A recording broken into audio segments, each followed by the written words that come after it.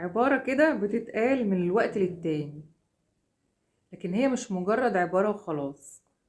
لا، هي اعتراف وقرار حاسم ما بين الإنسان ونفسه، وفي اعتراف داخلي ما بين الإنسان ونفسه بيها، مش رافضها أو إنه مش معترف بيها، من غير تجميل ولا تبرير. وفي نفس الوقت قرار حاسم بين الإنسان ونفسه. إيه هي العبارة دي؟ نقطة ومن أول السطر. نقطة هنا يا أصدقائي يعني نهاية لمرحلة استنزفتك، أو طاقة رهقتك جدا، أو عادة سلبت منك طاقتك. عادة سلبية سلبت منك طاقتك، أو ممكن تكون كمان الفكرة دي قيدتك فترة من الوقت وكنت أسير ليها، وإنت الدنيا مفتوحة قدامك وطلعت غلط. انت هنا بتعلن عن كل حاجة بتوقفها هي ما بتشبهكش. هو طبعا مش ضعف، ولكن هو منتهى القوة. منتهى القوة ان انت تستمر في يعني الأكتر من الاستمرار في الحاجة الغلط اللي انت فيه، هو ان انت تبطلها. يعني تبطل العادة دي، او تبطل الفكرة دي، او تبطل العلاقة دي، او تبطل اي حاجة استنزفت طاقتك وسلامك الداخلي. اما من اول السطر يا اصدقائي، هي بداية جديدة بوعي جديد مختلف تماما عن قبل كده، ومش نفس الطريق اللي قبل كده، لا هو طريق جديد خالص. وفي نفس الوقت بوعي جديد وفكر جديد وحياة جديدة.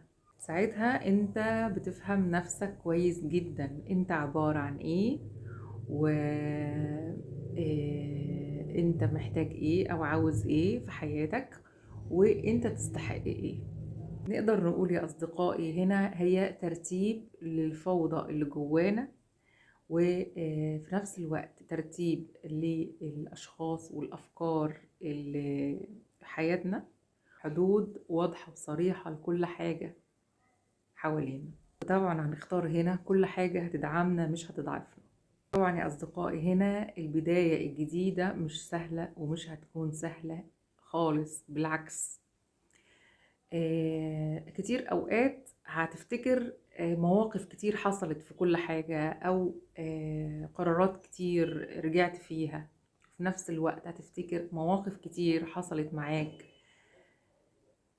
كل ده مش هيأثر فيك، لأن المرة دي أو الوقت ده هيكون أنت اخترت بداية جديدة من أول السطر، عن وعي وإدراك كبير جدا جدا جدا، إنه أنت لما هترجع لنفس الشيء اللي كان بيأذيك قبل كده هتتأذى أكتر منه. نقطة من أول السطر يعني تتصالح مع نفسك ومع أخطائك، وفي نفس الوقت تسامح عشان خاطر تحرر نفسك من مشاعر غضب، ومش عشان ان انت تبرر للشخص اللي قدامك. وفي نفس الوقت حرية اكتر ليك. ده فعلا يا اصدقائي لو انتوا ناويين فعلا تكونوا للافضل وللاحسن.